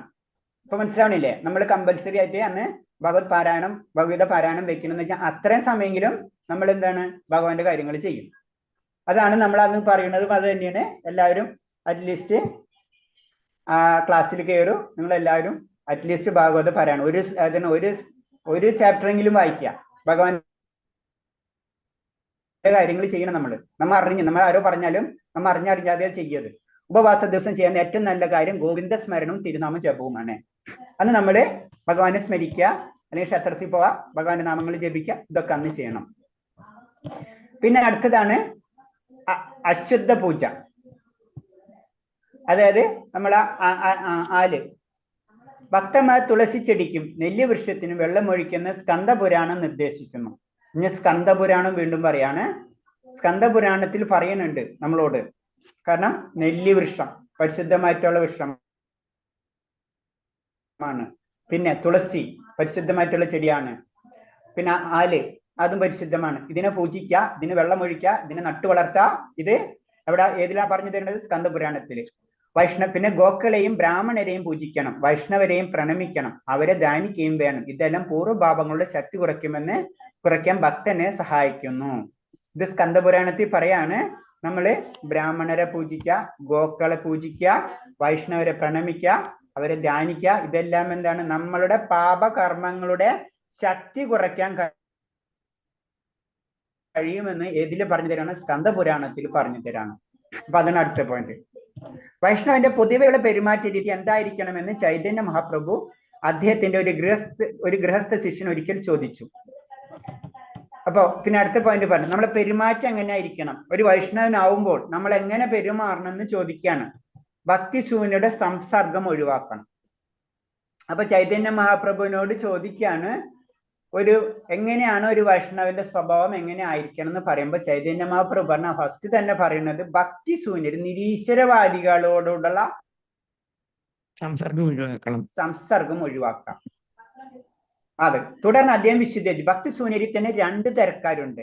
കൃഷ്ണന്റെ സർവേശ്വരത്തെ എതിർക്കുന്നവരാണ് ഒരു വിഭാഗം, മറ്റത് തികഞ്ഞ ഭൗതികവാദികളും. 2 വിഭാഗം. ഇതിന് ഭക്തി ശൂന്യർ എന്ന് പറയുമ്പോൾ തന്നെ അതിൽ 2 കാറ്റഗറി ഉണ്ട്. ഒന്നെന്ന് പറഞ്ഞത് കൃഷ്ണനാണ് എല്ലാതും, അത് ചിന്തിക്കില്ല. മറ്റവരെന്ന് പറഞ്ഞ ഭൗതികവാദികളാണ്.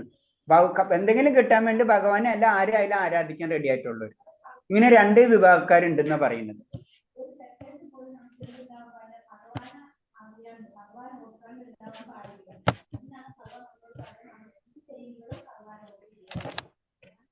സെക്കൻഡ് സ്ലൈഡിൽ എന്ത് വന്നല്ല,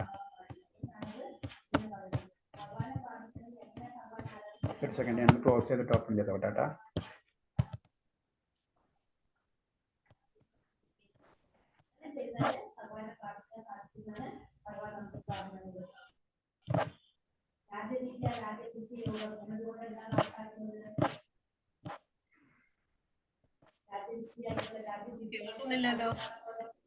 ഒരു സെക്കൻഡ് സ്ലൈഡ് വന്നില്ല, അതായിരുന്നു ഉണ്ടെന്ന് ഞാൻ നോക്കട്ടെ.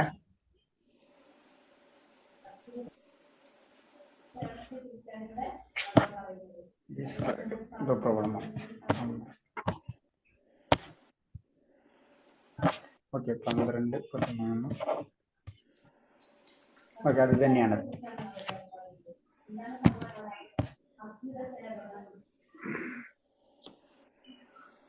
ഒരു സ്ലൈഡിൽ ഈ ഒരു പേജിന് ചെറിയ ഇഷ്യൂ ഉണ്ട്. എന്തായാലും കണ്ടിന്യൂഷൻ എത്ര ഉള്ളൂ. കാരണം എന്ന് വെച്ച് കഴിഞ്ഞാൽ ഭക്തി ശൂന്യരുമായിട്ട് തന്നെ 2 വിഭാഗമുണ്ട്. ഒരു എന്ന് പറഞ്ഞു കഴിഞ്ഞാൽ ഭഗവാനെ തന്നെ എതിർക്കണം, ഭഗവാനാണ് എല്ലാതും എന്നുള്ള ചിന്താഗതിനെ തന്നെ എതിർക്കുന്നത്. കറക്റ്റ് നമ്മളെ ഭാഷയിൽ പറഞ്ഞാൽ കറക്റ്റ് നിരീശ്വരവാദികൾ. അടുത്തെന്ന് പറഞ്ഞാൽ ഭൗതികവാദികളാണ്.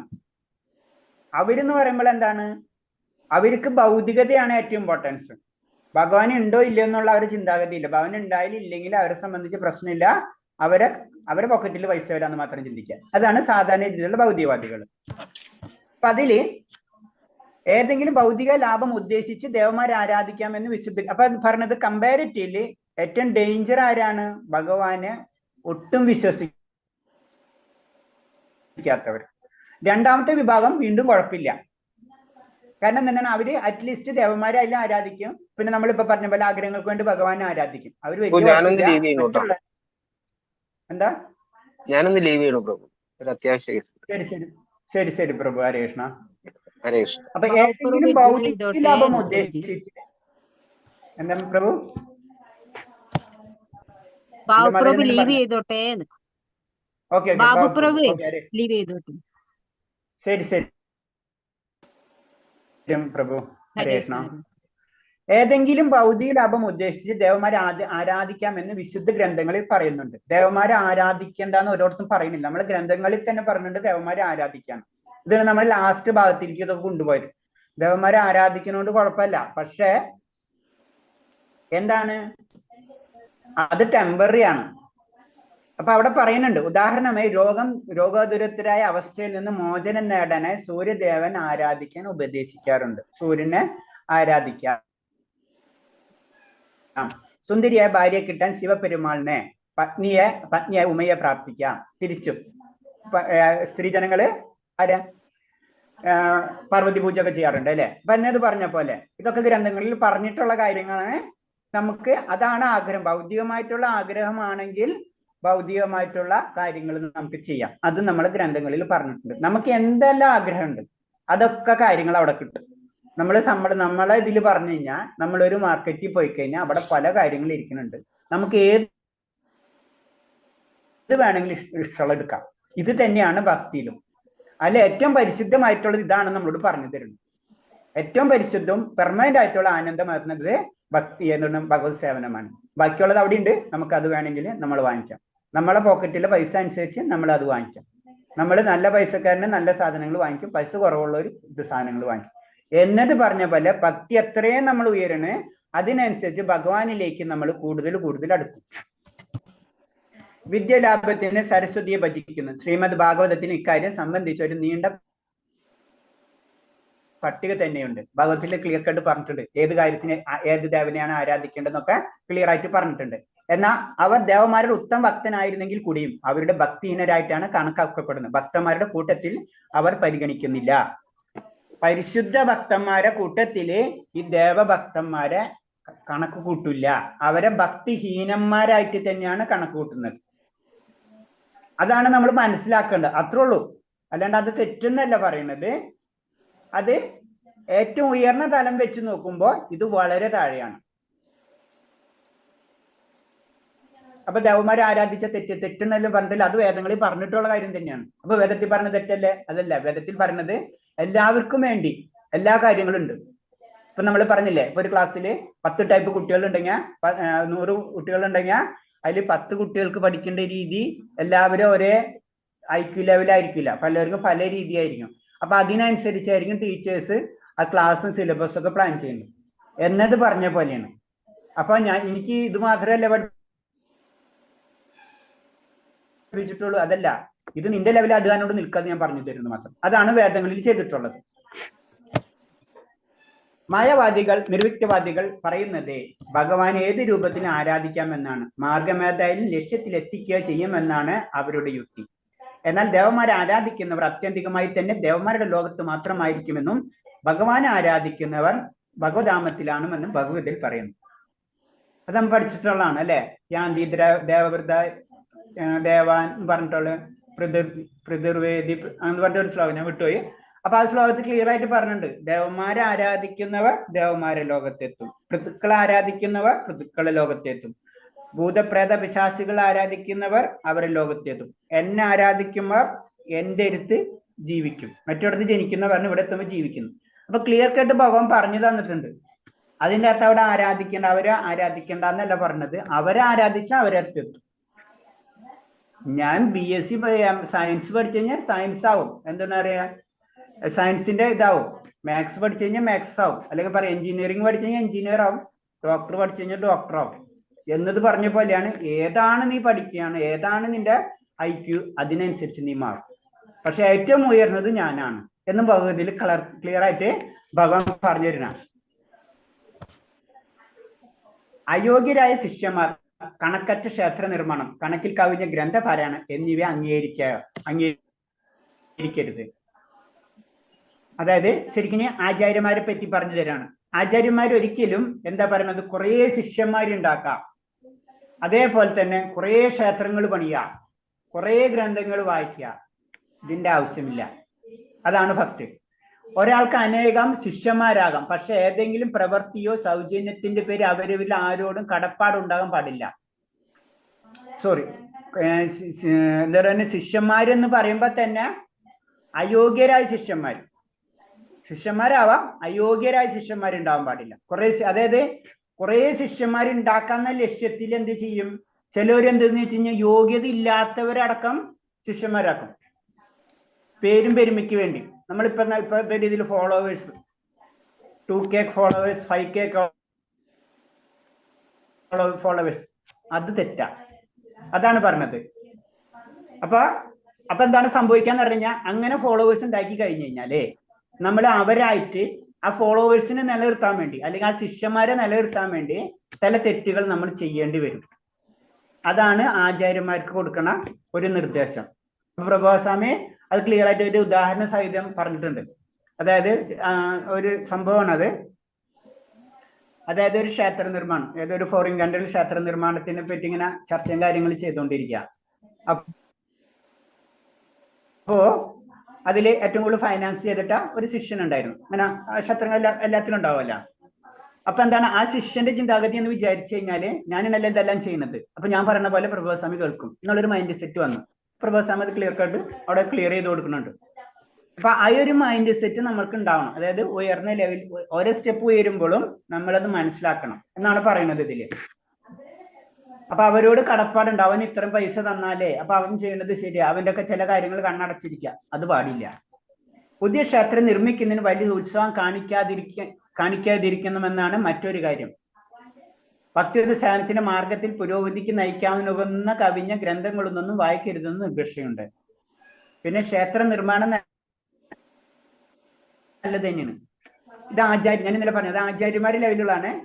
അവരെ മനസ്സ് ഡൈവേർട്ട് ആവാതിരിക്കാൻ വേണ്ടിയാണ് അവരോട് പറഞ്ഞത്, ക്ഷേത്രമല്ല നിന്റെ ലക്ഷ്യം, ഇതൊക്കെ വേണ്ടാന്ന്, എല്ലാവരും വേണ്ടാന്ന് വെച്ചിട്ട് നീ വന്നിട്ടുണ്ട്. പക്ഷെ ക്ഷേത്രം വേണം ആർക്ക്, താഴ്ന്നുള്ളത്, കനിഷ്ക ലെവലുള്ളവർക്ക് ക്ഷേത്രം ആവശ്യമാണ്, ഉത്തമാധികാരികൾക്ക് ക്ഷേത്രം ആവശ്യമല്ല. അപ്പൊ അവർക്ക് വേണ്ടി, അപ്പൊ അവരുടെ ആഗ്രഹത്തിന് നീ കൂട്ടു നിൽക്കുന്ന കാര്യങ്ങൾ ചെയ്തു കൊടുക്കാം. പക്ഷെ നിന്റെ ലക്ഷ്യം ക്ഷേത്ര നിർമ്മാണം ആവരുത്, നിന്റെ ലക്ഷ്യം വെറും ഗ്രന്ഥപാരായണം ആവരുത്. അതാണ് പറയുന്നത്. അങ്ങനത്തോരാണ് ശരിക്കായിരുന്നു ഒരു ആത്മീയ ഗുരു എന്ന് നമുക്ക് പറഞ്ഞു തരാണ്. പ്രായോഗികമായി നോക്കുമ്പോൾ കൃഷ്ണൻ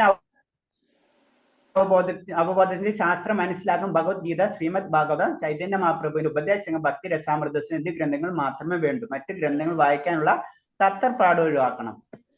നമ്മൾ ഇതൊന്ന് വായിച്ചു ശേഷം നീ അത് വായിച്ചോ, അറ്റ്ലീസ്റ്റ് മിനിമം അത്.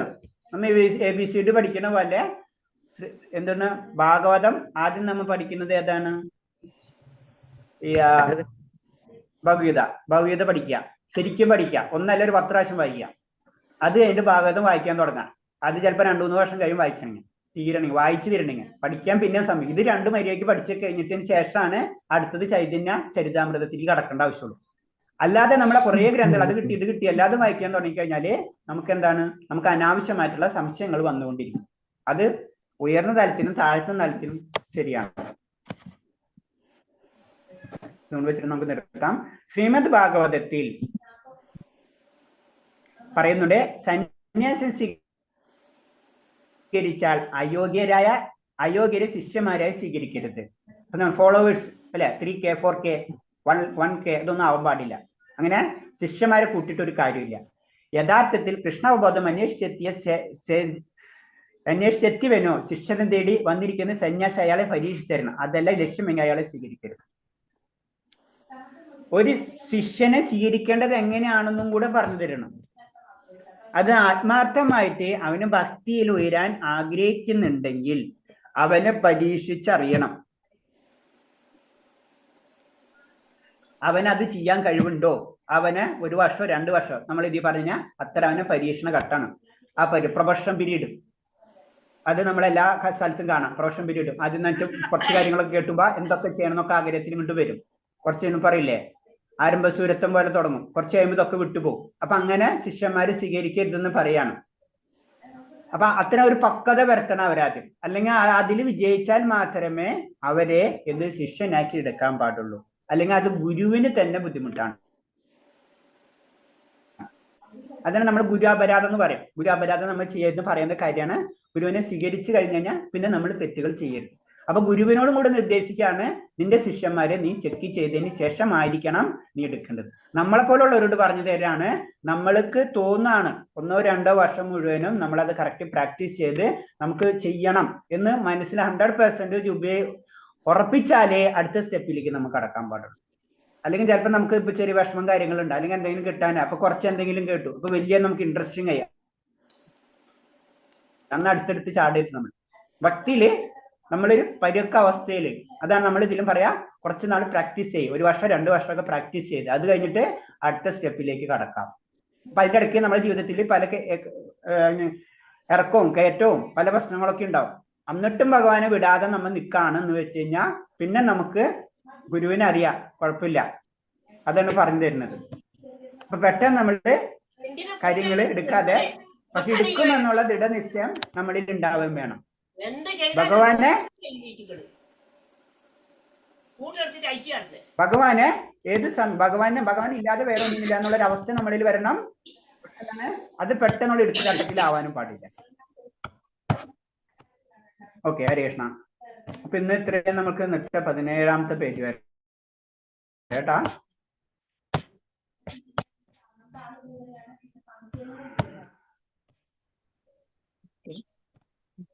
കൃഷ്ണ എന്ന് പറഞ്ഞത് ഏതാണ്? എന്ന് പറഞ്ഞപ്പോ ഹരേ കൃഷ്ണ ഹരേ കൃഷ്ണ. നമ്മള് സ്റ്റാർട്ട് ചെയ്ത് എവിടെ നിന്നാണ്? ഭക്തി തത്വങ്ങളുടെ തെളിവുകൾ. അപ്പൊ ഇന്നലെ നമ്മള് ഭക്തി തത്വങ്ങൾ 10 ഭക്തിപരമായിട്ടുള്ള നിയമാക തത്വങ്ങൾ ഉണ്ടെന്ന് പറഞ്ഞു. അതിന്റെ തെളിവുകൾ പറഞ്ഞു തരാണ്. അങ്ങനെ പറഞ്ഞെന്ന് മാത്രമല്ല, അതെവിടെ എങ്ങനെ എന്ന് പറഞ്ഞു തരാണ്. അപ്പൊ ഒരേ പുരാണങ്ങൾ എടുത്തിട്ട് കോട്ട് ചെയ്ത് പറയാണ്. ഒരു ആത്മീയ ഗുരുവിനെ സ്വീകരിക്കണം എന്ന് ഭാഗവതത്തിലും ഭഗവതിയിലും പറഞ്ഞിട്ടുണ്ട്. അവരെ സംഭാഷണം ഇന്ന ഗ്രന്ഥങ്ങളില് ഇന്ന സ്കന്ധത്തിൽ ഇന്ന ശ്ലോകങ്ങളിൽ പറഞ്ഞിട്ടുണ്ടെന്ന് പറയാണ്. അതും ഭഗവാൻ തന്നെ പറയാണ്. പിന്നെ അടുത്തത് എന്താണ്?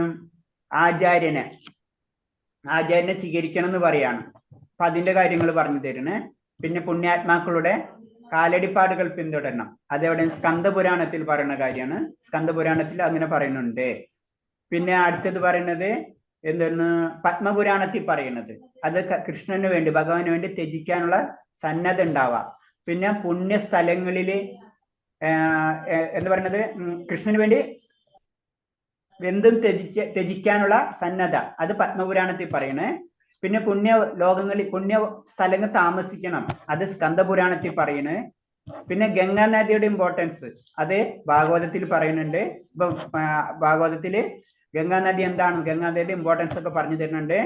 പിന്നെ അതേപോലെ തന്നെ നാരദീയ പുരാണത്തില് പറയുന്നത് നമുക്ക് വേണ്ട കാര്യം മാത്രം നമ്മൾ സ്വീകരിക്കാം, ഒന്നും സ്വീകരിക്കാത്ത അവസ്ഥയല്ല, വേണ്ട കാര്യം. യോഗിയുടെ ഡെഫിനേഷൻ പറയുമ്പോൾ അത് തന്നെയാണ് അല്ലെ. യോഗി എന്ന് പറയുമ്പോൾ അധികം കഴിക്കാത്തവനും അധികം ഭക്ഷിക്കുന്നവനും കുറച്ച് ഭക്ഷിക്കുന്നവനും യോഗിയല്ല. അപ്പൊ യോഗി, അപ്പൊ ഒരു അവസ്ഥ. അപ്പൊ ആവശ്യമുള്ളത് നമ്മൾ സ്വീകരിക്കണം. അതിന്റെ കാര്യങ്ങളാണ് നാരദ പുരാണത്തിൽ പറയുന്നുണ്ട്. അതാണ് നമ്മള് ഏതാണ് മാല ജപിക്കേണ്ട കാര്യങ്ങളൊക്കെ അതിൽ കൂടി പറഞ്ഞു തരുന്നത്. നമുക്ക് ചെയ്യേണ്ട കാര്യങ്ങൾ നമ്മൾ ചെയ്യാം. പിന്നെ പറഞ്ഞ ഏകാദശി. ഏകാദശി വ്രതത്തില് പറയുന്നത് അത് ബ്രഹ്മവൈവർത്ത പുരാണത്തിൽ പറഞ്ഞ ഏകാദശി ഉപവാസം അനുഷ്ഠിച്ചു കഴിഞ്ഞാൽ നമുക്ക് കിട്ടുന്ന ഗുണങ്ങള് ഏതില് ബ്രഹ്മവൈവർത്ത പുരാണത്തിലുണ്ടെന്ന് പറഞ്ഞു തരാണ്. പിന്നെ വൃക്ഷങ്ങളെ പ്രത്യേകിച്ച് തുളസിനെ, നെല്ലിവൃക്ഷം, അരയാല് അതിനൊക്കെ പൂജിക്കുന്നത്, ഗോക്കളെ, ബ്രാഹ്മണന്മാരെ, ഇതൊക്കെ പറയുന്ന കാര്യം സ്കന്ദപുരാണത്തിൽ പറഞ്ഞു തരുന്നുണ്ട്. അതിന്റെ ഗുണങ്ങൾ നമ്മളെ പാപങ്ങളൊക്കെ ഒഴിവാക്കാനുള്ള കഴിവ് അതിനുണ്ടെന്ന് പറഞ്ഞു തരാണ്. പിന്നെ അടുത്തത് ഇത്രയല്ലേ ആയിട്ടുള്ളൂ, 13.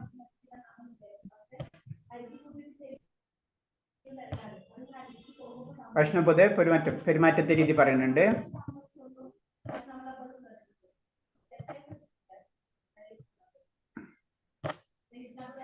ഓക്കെ. പിന്നെ ദേവന്മാരെ ആരാധിക്കുന്ന രീതി പറയുന്നുണ്ട്. ദേവന്മാരെ ആരാധിക്കാന്ന് ഗ്രന്ഥങ്ങൾ, വൈദിക ഗ്രന്ഥങ്ങളിൽ പറയുന്നുണ്ട്. പക്ഷെ എന്താണ്, ശരിക്കും അവരെ ഒരു ഭക്തരായിട്ട് കണക്ക് കൂട്ടില്ല എന്നാ പറയുന്നത്. അത്രേ ഉള്ളൂ. കാരണം എന്ന് വെച്ച് കഴിഞ്ഞാൽ പരിപൂർണത എന്ന് പറഞ്ഞു കഴിഞ്ഞാൽ ഭഗവാനെ ആരാധിക്കുന്നവരാണ് എന്ന് പറഞ്ഞു തരാണ്. പിന്നെ ഒന്നുകൂടെ പറഞ്ഞു ഭഗവത്ഗീതയിൽ പറയുന്നത് എന്താണ്, അല്ലാതെ ഒന്നും തന്നെയല്ല, അല്ലാതെ ഏത് മാർഗത്തിൽ പോയാലും ഭഗവാൻ എത്തൂല. ഭഗവാൻ എത്തണമെങ്കിൽ ഭഗവാന്റെ മാർഗത്തിൽ കൂടെ തന്നെ വേണം. അതിന് ഉദാഹരണമാണ് പറഞ്ഞത്, ദേവന്മാരെ ആരാധിച്ചു കഴിഞ്ഞാൽ ദേവന്മാരെ ലോകത്തെത്തുള്ളൂ, ഭഗവാനെ ആരാധിച്ചു കഴിഞ്ഞാൽ ഭഗവാന്റെ ലോകത്തെത്തും എന്ന് ഭഗവത്ഗീതയിൽ പറഞ്ഞിട്ടുള്ളത് പറയാണ്, ആ കോട്ടിയത് പറയാണ്. പിന്നെ ആചാര്യന്മാർക്കുള്ള ഒരു ഉപദേശമാണ് പറയുന്നത്. അവരോട് പറയണമെന്ന് വെച്ച് കഴിഞ്ഞാൽ അയോഗ്യരായ ശിഷ്യന്മാർ, കുറേ ശിഷ്യന്മാർ ഉണ്ടാക്കാന്നുള്ള ലക്ഷ്യം നമ്മൾക്കിൽ ഉണ്ടാവാൻ പാടില്ല. ഉള്ള ശിഷ്യന്മാർ പെർഫെക്റ്റ് ആയിരിക്കണം, അവരെ കറക്റ്റായിട്ട് ചെക്ക് ചെയ്തിരിക്കണം. അവർക്ക് ആഗ്രഹം ഉണ്ടെങ്കിൽ മാത്രമേ അവരെ ശിഷ്യനായിട്ട് സ്വീകരിക്കാൻ പാടുള്ളൂ. അപ്പൊ നമ്മളോട് പറയുന്നത് ഇൻഡയറക്റ്റ് ആയിട്ട് പറഞ്ഞു കഴിഞ്ഞാൽ നമുക്ക് മനസ്സിലാക്കുന്നത്, നമ്മൾ അതിൽ പെർഫെക്റ്റ് ആവാൻ ശ്രമിക്കുക. മാക്സിമം നമ്മൾ പെർഫെക്റ്റ് ആയി നമുക്കത് ചെയ്യാൻ പറ്റുന്ന ആയിക്കഴിഞ്ഞാൽ നമുക്ക് ഗുരുവിനെ കണ്ടെത്തണം. ഗുരുവിലൂടെ നമുക്ക് ഉന്നതിയിലേക്ക് ആത്മീയമായിട്ടുള്ള പുരോഗതി നമുക്ക് ലഭിക്കും എന്നതാണ് പറയുന്നത്.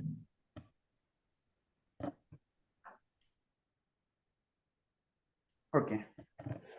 പിന്നെ ഗ്രന്ഥപാരായണത്തെ പറ്റി പറഞ്ഞ് കുറേ ഗ്രന്ഥങ്ങൾ നമ്മൾ വായിക്കേണ്ട ആവശ്യമില്ല. വായിച്ചു കഴിഞ്ഞാൽ നമുക്ക് കുറെ സംശയങ്ങൾ വരും. അത് കാരണം കൊണ്ട് നമുക്ക് എന്താ ഏറ്റവും കൂടുതൽ ഭാഗവതം, ഭഗവതനും ഭഗവത്ഗീത, ഇത് രണ്ടും ആദ്യം ശരിക്കും മനസ്സിലാക്കാം. അതിന് പരിപൂർണ്ണ ഭക്തിയിലേക്ക് വരുമ്പോഴേക്കും നമുക്ക് എന്ത് ചെയ്ത് ചൈതന്യ മഹാപ്രഭുവിന്റെ ഉപദേശങ്ങള് നമ്മൾ വായിക്കാൻ തുടങ്ങണം എന്ന് പറയാണ്. കൃഷ്ണ. ശരി, നമുക്ക് നിർത്താം. ഓക്കെ. വഞ്ചകൽപരൂപച്ച കൃപാസിന്ധേപച്ച പതിനാംഭാവനേഭ്യ വൈഷ്ണവേഭ്യ നമനന്ദകോടി വൈഷ്ണവഭക്തൃവാദിക്ക് ഹരേ കൃഷ്ണ എന്ന് പറഞ്ഞില്ലാത്ത സംശയം ഉണ്ടായിരിക്കും. ഇപ്പൊ നമുക്ക് അൺമ്യൂട്ട് ചെയ്ത് എല്ലാവരും ഹരേ കൃഷ്ണ ചൊല്ലാം. ഹരേ കൃഷ്ണ കൃഷ്ണ കൃഷ്ണ ഹരേ ഹരേ ഹരേ രാമ രാമ രാമ ഹരേ ഹരേ കൃഷ്ണ കൃഷ്ണ ഹരേ കൃഷ്ണ ഹരേ ഹരേ ഹരേ രാമ രാമ രാമ ഹരേ ഹരേ ഹരേ കൃഷ്ണ ഹരേ ഹരേ ഹരേ രാമ രാമ രാമ ഹരേ ഹരേ ഹരേ കൃഷ്ണ